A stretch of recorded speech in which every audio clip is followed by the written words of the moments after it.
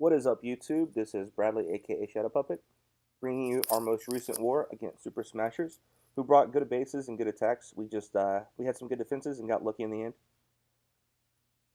Um, the point of this recap isn't to do a traditional war recap, but actually to highlight what's become known as the avalanche attack. If you haven't heard of the avalanche, pretty much it's a 5 golem mass wizard attack. It's very not spammy. When I first saw it, I thought it was, but hopefully this video will show you that it's kind of a methodical, slowly taking down of the base. And JBR is going to smartly start off here, getting 1 for 1 with the minions and the mortars. One of the questions I've seen asked was, do you have to go in at the heroes? And the answer is absolutely not. You can go in from any angle that gives you the best pathing. We realized if we went in from this angle, we'd only have to use 3 jumps. While if we went at the heroes, we'd probably end up needing 4. So 2 of the biggest issues with this attack is not having enough patience. It's 1, and then 2 is kind of the general pathing. The king can often get in front of your kill squad. You see he drops a good poison, good heal there. Make sure his queen doesn't lose any health early on.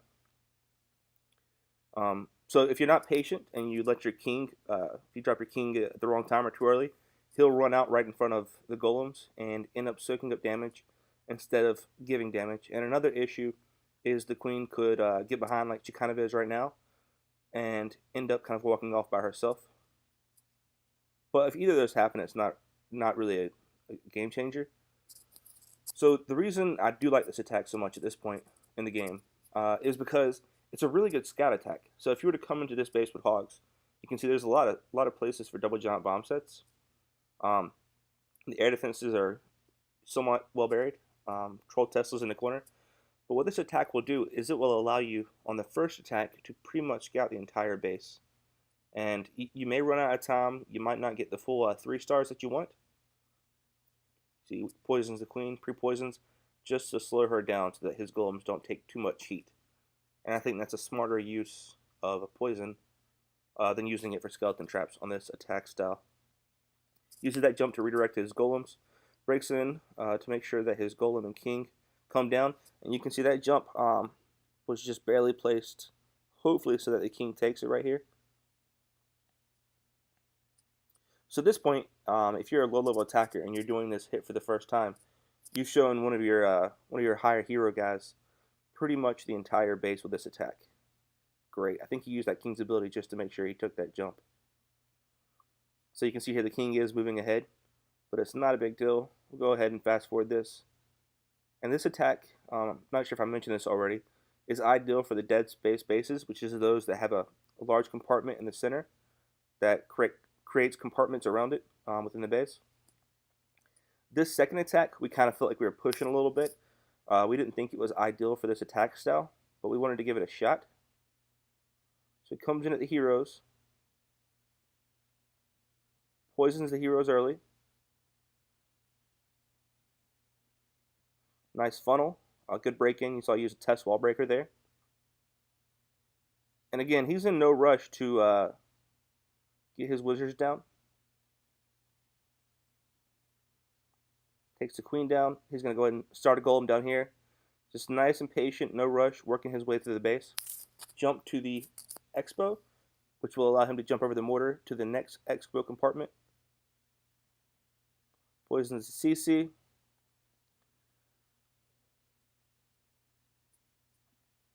So we really weren't sure if this attack would work on this base. We kind of thought that it would.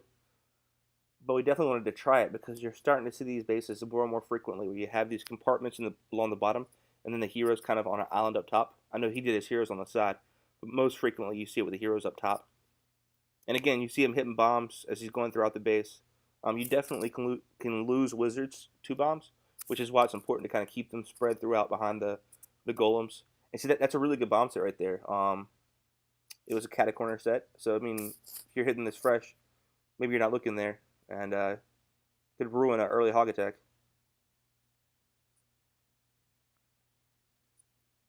So right here, I think we miscounted these tiles, or I think we didn't count them.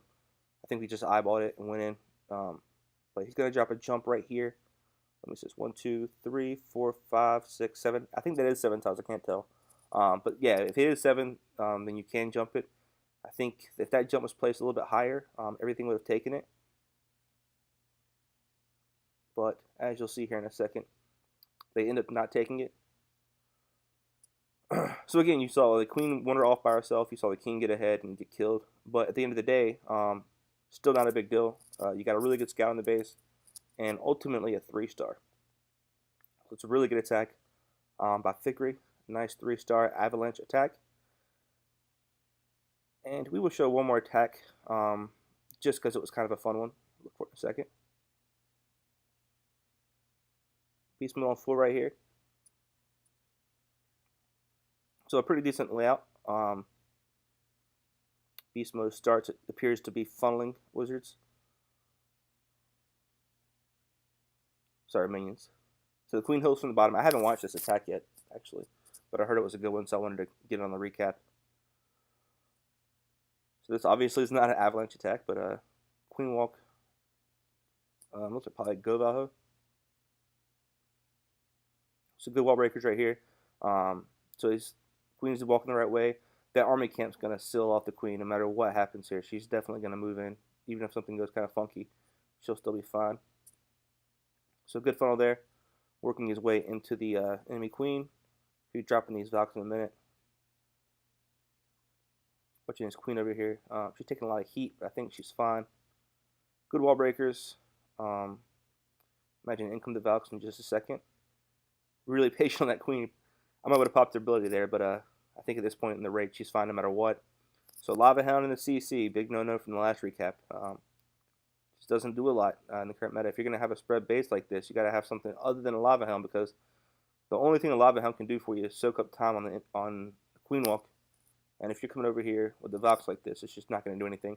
So you can see here, he's cleared up a good space, good bit on the bottom with his queen. Really taking out a good portion of the base with his kill squad. And now I think he has a DGB set between the air defense and archer tower to worry about, maybe. And maybe one between the sweeper. That's a bad spot, so probably not there. So no bombs there. Yeah, so he's on free at this point. Probably can swag that last kill if he wanted to. So yeah, really nice attack here from Beast Mode on full. Nice little cleanup with the queen. Good go Val at the enemy queen. And the hound, I mean, see that dragon in that CC? Then you'd have to commit wizards or you'd have to lure it. But it was a hound. I think he guessed on that and he guessed right. I'm not sure if this is a fresh hit or not. But overall, nice attack from Beast Mode on full. So that concludes my war recap for Dark Contingent versus Super Smashers. If you're interested in joining Dark Contingent, I believe we're recruiting Town Hall 9s with 2020 heroes and Town Hall 10s and 11s on a case-by-case basis. I will include the Twitter account for both the clan and our leader in the description below. Thanks for watching.